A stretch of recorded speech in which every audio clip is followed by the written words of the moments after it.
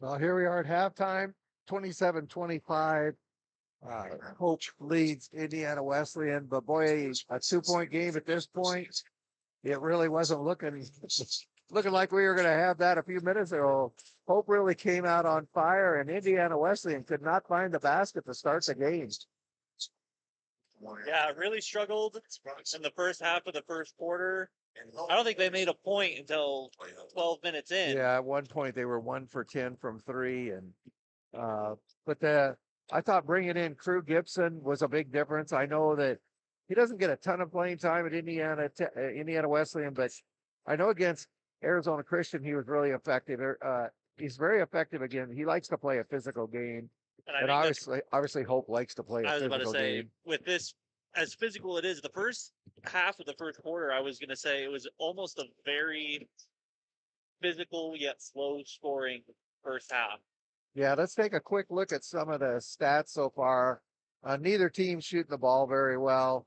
Hope shooting 40%, Indiana Wesleyan shooting 28%. Of course, they started I don't many of their first shots.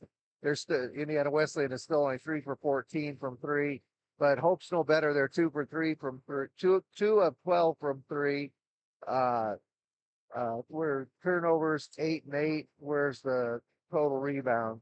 Yeah, 19 and what is that? 19 and 16. Indiana Wesleyan slightly out rebounding them. I called this on the Substack, and if you're not on the Substack, just subscribe to that. It's updated every few minutes as the games go on. I said the game is settled into a controlled wrestling match. Yeah.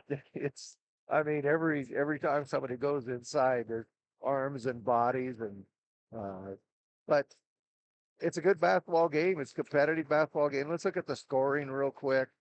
So for Hope, Nick Hopkins, if you haven't watched Nick Hopkins before today, this is what you're seeing him do today. This is what he does. He can get to the rim with anybody. He gets people up in the air. He gets fouls called. He makes a living at the free throw line. He's got 11 points. He's already been to the line 3 times. 11 points, 3 rebounds. And over on the other side of the ball, Kevin Sackis, 8 points, not a ton of scoring over on the other side of the ball. So out warming up in front of us is Northwestern.